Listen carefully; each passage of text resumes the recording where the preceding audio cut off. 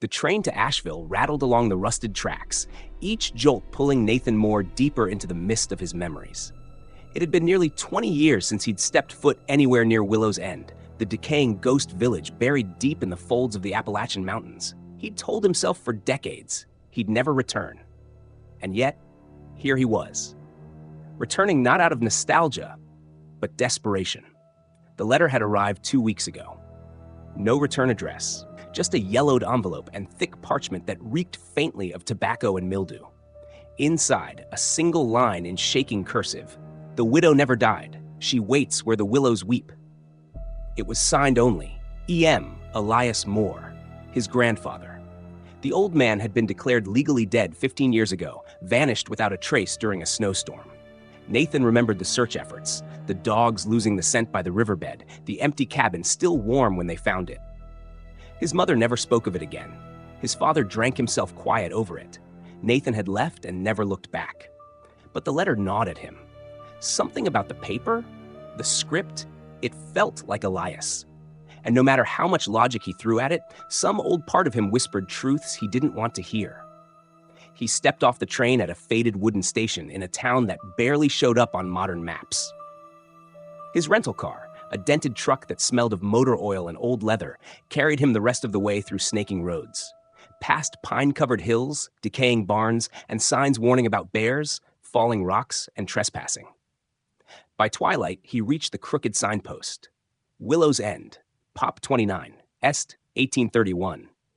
Most of those 29 were surely dead now. The village lay sunken in a hollow, flanked by thick woods and a narrow creek choked with algae. The houses leaned at odd angles. Many windows were broken, their interiors swallowed by shadow and vines. The general store had a sign dangling on one rusted chain. No lights, no movement. The air was heavy with wet earth and the sickly sweet smell of rotting vegetation. Nathan parked in front of the Moore house, what was left of it. The white paint had long peeled away, revealing gray, splintered boards beneath. The porch sagged. The screen door hung off one hinge, but it was there, solid and waiting. Inside, the air was colder than outside. Dust blanketed every surface. A broken oil lamp lay on the floor near the fireplace. On the wall above it still hung his grandfather's hunting rifle, untouched. Nathan wandered the downstairs rooms. Every creak of the floorboard sent echoes through the silence. Then he found it, on the old writing desk in the study. A second letter. No envelope this time, just a folded sheet. She sings at midnight now. Don't look out the window. If you hear her, pray she passes by. No signature. He sat heavily on the worn armchair, feeling something twist in his stomach. Memories of whispered bedtime stories Elias told him, of the widow, a pale woman in black who drifted between trees, singing lullabies to the soon-to-die, a tale meant to scare children. Or maybe not. That night, he lit a fire in the hearth and tried to sleep on the lumpy couch.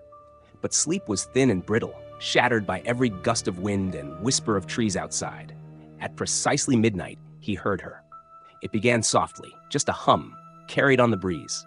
Then the words came, an old lullaby, cracked and off-key. Sleep, little babe, don't open your eyes. The moon's too sharp, it cuts, it spies. Nathan froze. The sound wasn't in the house. It was outside, drifting past the broken window. He remembered the letter. Don't look, but he did. He couldn't help it. He edged toward the window, slowly, carefully, barely breathing. The curtain was thin, threadbare. He pulled it back an inch, just enough to see. There, between the willows that lined the edge of the property, stood a woman. She was tall, motionless, and wrapped in a black shroud. Her face was a blur of pale skin and shadows, but her mouth moved, singing. Her voice was gentle, almost kind, until she stopped, until her head snapped toward him. Nathan stumbled back, heart pounding. She'd seen him. Her eyes, black and glinting, locked on his. The singing ceased. Silence. Then a sound from the porch. Creak, step, creak, step. She was coming. Nathan backed away from the window, his breath catching in his throat. The crackle of the dying fire behind him was the only sound, besides the slow, deliberate creak, step outside the house. The sound of something barefoot dragging across rotting wood. She was on the porch. He grabbed the old rifle from above the mantel. It was heavier than he remembered, and he had no idea if it was even loaded.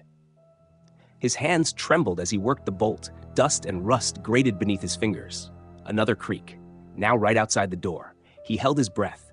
Time seemed to stretch. 10 seconds. 20. No knock. No scream. No rattling handle. Just silence. Then the wind picked up, howling through the trees and shaking the house. The screen door clattered against its single hinge. The pressure in the room shifted, the air becoming thicker, tighter. Nathan felt it in his chest, like something unseen had stepped into the room. He turned. There was no one behind him, no figure in the shadows. Just the dancing fire and the broken furniture, undisturbed. But the sensation remained. That weight. That presence. He didn't sleep the rest of the night. When the morning sun finally poured pale gold through the warped window glass, the world seemed almost normal again. The woman was gone. The willows swayed innocently in the wind. But on the porch, Nathan found something. A bundle of dried flowers tied with a red ribbon. Lilies and yarrow, funeral flowers. Beneath them, a single human tooth. He stepped away, bile rising in his throat. What kind of game was this? He stuffed the rifle into the truck's back seat and drove into the village proper. Most buildings were empty, boarded or collapsed. But the church still stood, its white steeple crooked but intact. Nathan pushed open the double doors, wincing as they groaned. Inside, it smelled of mildew and wax. Rows of pews sat in eerie silence. A few unlit candles remained at the altar. Behind it, hanging from rusted nails, was an old quilt with a hand-stitched image of the widow in black among the trees. A child's crude drawing, stitched into fabric. A faceless woman reaching toward a cradle. Nathan shivered. "Looking for the dead?" a voice said behind him. He turned sharply. An old woman stood in the doorway. Her eyes were pale blue, almost white, and her skin was the texture of parchment. "Name's Ida Langley," she said, stepping inside. "I saw your truck. Ain't had a visitor here in years. I'm Nathan Moore, Elias Moore's grandson." Ida blinked slowly, as if calculating years. "Elias," she murmured, "so he didn't make it out." "He disappeared," Nathan said, 15 years ago. We never found his body." "Then he saw her," Ida said flatly. "The widow." Nathan stared. "You believe that?" Ida walked slowly to the altar, lighting a candle with a match from her coat. "Believe? Boy, I buried my own son after he looked into her eyes. She comes to those who carry grief, or guilt, or blood. I didn't come here to play into some backwoods superstition," Nathan snapped. "Didn't you?" she said, unbothered. "You came because you know something ain't right, because she called you. I came because I got a letter from my grandfather." Ida stiffened. Her eyes locked on his. "He's still writing?" Nathan pulled the parchment from his coat and handed it to her. She read it, her hands trembling slightly. "He's caught," she whispered. "That means the curse isn't finished." "What curse?" Ida turned and pointed to the quilt behind the altar. She was real once. In 1887, a midwife named Josephine Cullen lived where your grandfather built his house. They say she lost her husband and baby in the same week. A fever took them. Folks claimed she went mad. She began stealing newborns, replacing them with dolls made of willow branches. When they found her in the woods, she was nursing a stump and singing lullabies to nothing. What happened to her? They hung her by the creek, cut her down, and buried her under the roots of the oldest willow. But some say she made a promise as she died, that she'd sing forever until the grief she carried passed to someone else. Ida looked at him, her gaze sharp and sorrowful. "That land your family built on, it's cursed. You hear her, you see her. It means you're marked." Nathan shook his head. "This is ridiculous. She's already chosen you, and if you don't finish what your grandfather started, she'll sing for you next." Before he could respond, Ida handed him a worn key. "Go to the cemetery. Behind the church, there's a crypt, the Cullen crypt. Your answers are buried deeper than you think." Nathan stood frozen for a moment. Then, without a word, he pocketed the key and stepped back into the daylight. The willows swayed again, and from far off in the trees, a faint, familiar melody floated on the wind. The cemetery behind the church was overgrown, the gate hanging loosely on one hinge. Vines snaked over the moss-covered tombstones, and weathered angels stood with blank, eroded faces. The ground felt soft beneath Nathan's boots, too soft, like something underneath was shifting. He found the crypt exactly where Ida said it would be, a stone structure half sunken into the earth, its iron door nearly concealed by ivy and soil. It bore no name, only a carving of a weeping willow arching over a cradle. The moment he touched the key to the rusted lock, the wind stopped. Everything fell silent. The key turned with a reluctant groan, and the door creaked open, exhaling a breath of cold, wet air. Nathan hesitated, then descended the stone steps into darkness. His flashlight barely cut through the murk. Water dripped from the ceiling, echoing like distant footsteps. Along the walls were niches filled with ancient bones, some with scraps of decayed cloth still clinging to them. But at the very back was something different, a single stone coffin. It was newer than the rest. A thin layer of dust covered the lid, but no cobwebs. Someone had been here recently. Nathan ran his fingers over the inscription: Josephine Cullen, mother, midwife, mourner. Below the name, etched much more crudely, were the words, "The song must end." He took a deep breath and pushed. The lid groaned and slid slightly, revealing a dark hollow within. Inside the coffin, instead of bones, lay something wrapped in an oilcloth. Nathan unwrapped it slowly, expecting horror, but found only a bundle of letters. Dozens of them, all in his grandfather's handwriting. The top one was addressed to Nathaniel Moore. His heart pounded as he unfolded it. If you're reading this, it means I've failed. I thought I could break the curse by silence, by absence, by leaving that house to rot. But grief doesn't die in the dark. It grows. She found me again, Nathan. You must finish what I could not. Find the cradle, the real one. The child she lost was never buried. That's why she lingers. That's why she sings. Give her back what was taken. Nathan stumbled back, clutching the letter. Behind him, something moved. Not loudly, but a soft drag, like bare feet across wet stone. He turned his flashlight. The hallway was empty, but the air had changed again. He stepped forward cautiously, then another step, and then a sudden clang. The crypt door slammed shut above him. He ran back, heart thundering, and shoved against the door. It didn't budge. He was trapped. The temperature dropped so fast his breath began to fog. From the shadows behind him came a whisper. Not words, just breath. And then humming. Soft, mournful. A lullaby. He whirled around. At the far end of the chamber, near the empty coffin, stood a figure in black, thin, impossibly tall, her face veiled. She didn't move, just stood, humming. Nathan backed into the door, unable to breathe, unable to think. Please, he whispered. She raised a single hand, bony and gray, her fingers curled, pointing not at him, but at the bundle of letters now scattered at her feet. She wanted him to read them, to remember. Nathan knelt slowly, picking up another envelope. It was dated 1971. I saw her again last night. Your grandmother said she was only a dream, but I know better. The song was in the walls, Nathan. It came from the trees, from the cradle in the attic. I didn't want to pass this to you. God knows I tried, but it always chooses blood. Cullen blood, Moore blood. We're bound to her. Nathan read more, letter after letter, each one filled with dread, with failed attempts to break the curse, burning the cradle, salting the roots, praying. Nothing worked, until the last letter. It was written in a frantic scrawl. I found it, the real grave, behind the black-eyed cabin, beneath the stone with no name. That's where she waits. Return the child there. Only then will she sleep. Nathan rose, his decision already forming. He needed to find the cradle, the real one, and the grave. The song swelled behind him, richer, louder, full of aching sorrow. He turned to the widow again. She was gone. The chamber was empty. But the crypt door creaked open slowly, as if inviting him to finish the story. He stepped back into the fading light, letters in hand, the wind carrying the lullaby through the trees. By the time Nathan emerged from the crypt, twilight had begun to seep into the hollows. The last streaks of daylight bled crimson across the sky, and a chill wind whispered through the weeds. He clutched the bundle of letters to his chest, his heart still hammering, every shadow now suspect, every creak in the woods a breath too close. The air had shifted. It felt heavier now, as though something ancient had stirred beneath the soil and followed him upward. He drove back to the farmhouse in silence, the headlights carving tunnels through the thickening dark. Ida was waiting on the porch, her hands knotted at her chest, a lantern casting a trembling glow across her face. You saw her, she said. It wasn't a question. Nathan nodded, slowly handing her the letter addressed to him. She scanned it, face tightening with each line, then looked up. Then you know what you have to do. I need to find the real cradle, Nathan said. And the grave, the one with no name. Ida hesitated. That grave, it's cursed ground. Your grandfather never dared step near it, but I can take you as far as the old clearing. After that, it's on you.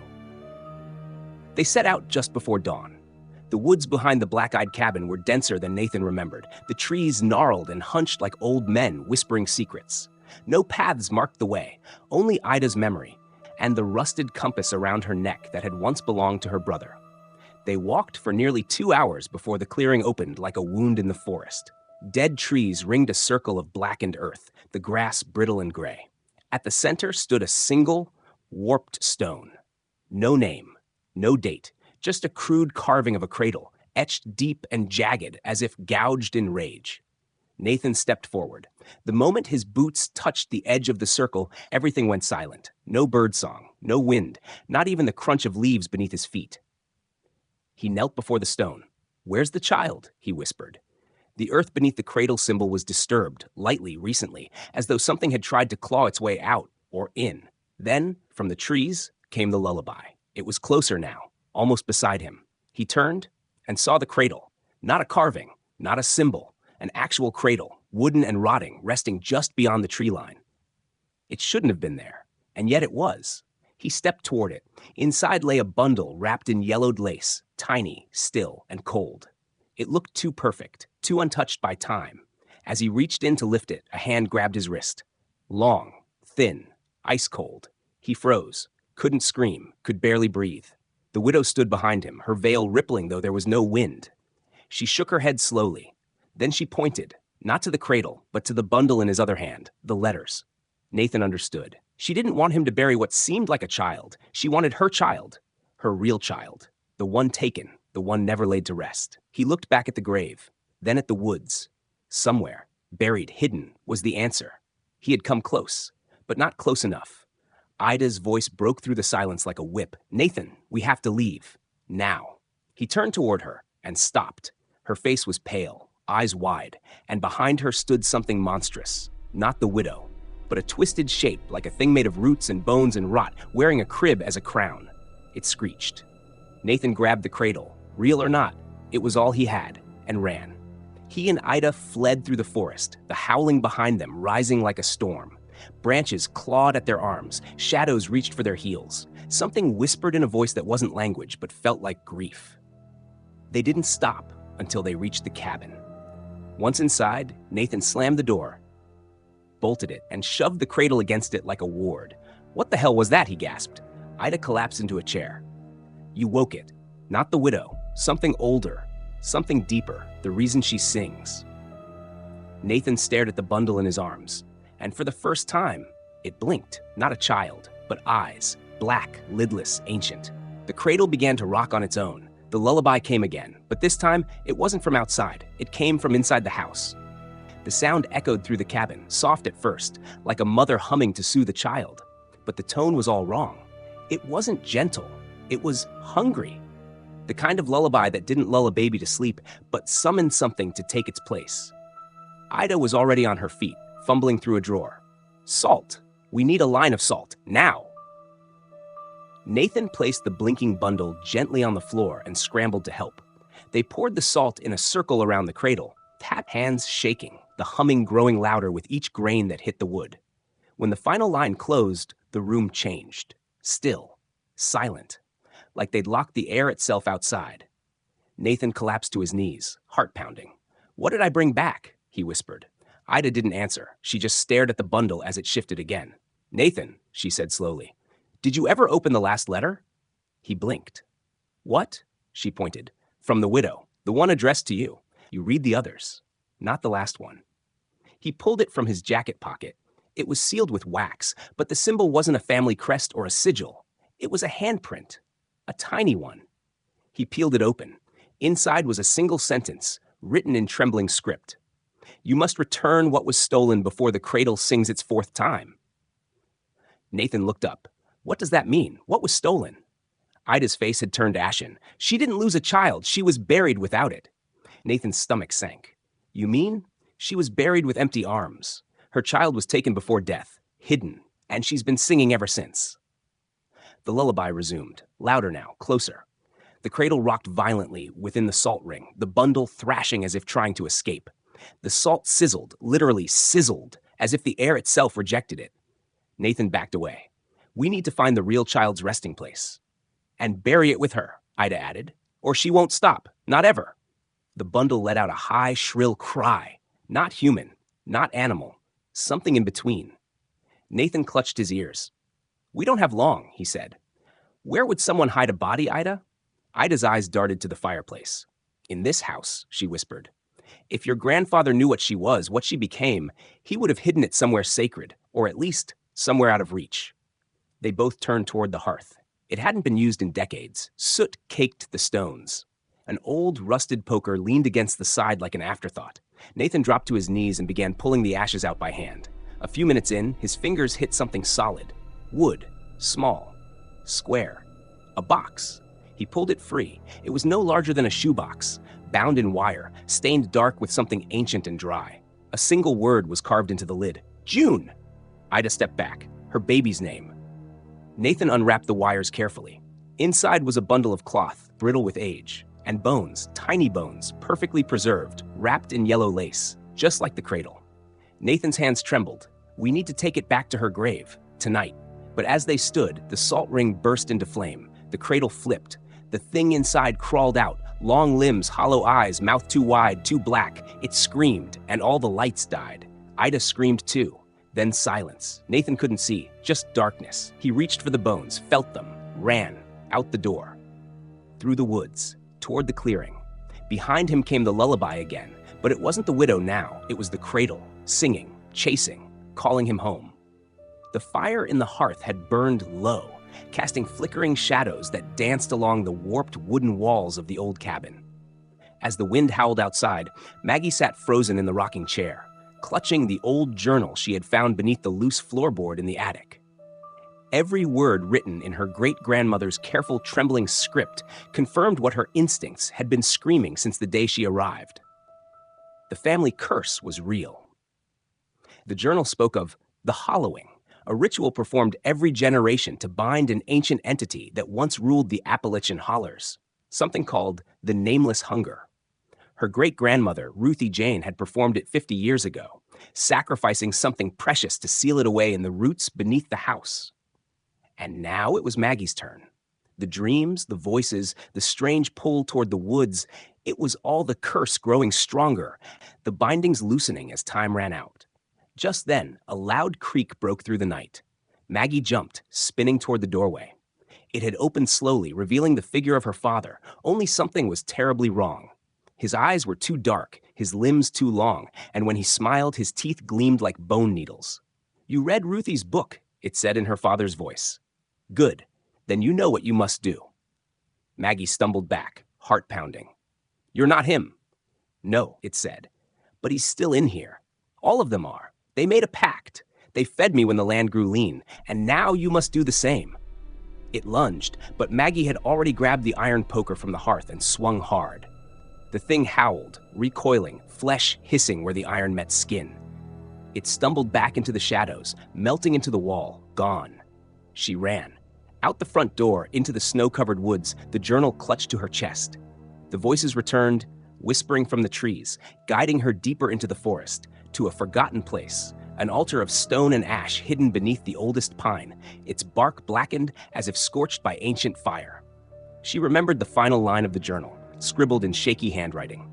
If the hollowing fails, return to the root. Bleed and bind again. Only blood can seal the hunger. Maggie knelt before the tree, the wind now a hurricane around her. She took the rusted ritual blade from the journal's wrapping and pressed it against her palm. Blood bloomed, red against the white snow. She let it drip onto the roots. The forest roared. A howl rose from beneath the earth, and then silence. In the morning, they found her there, passed out, pale.